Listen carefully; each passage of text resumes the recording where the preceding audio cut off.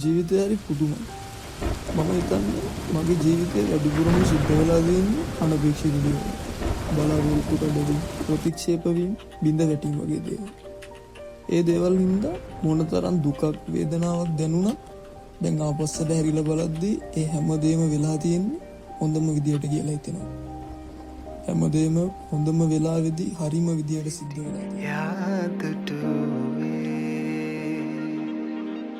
වැහිසට අඳුරුයි සිතුවිලි ගැඹුරේ දැසව සාසිටියේ හැමට කිසිද නැකිරුවේ පෙම් මාසිත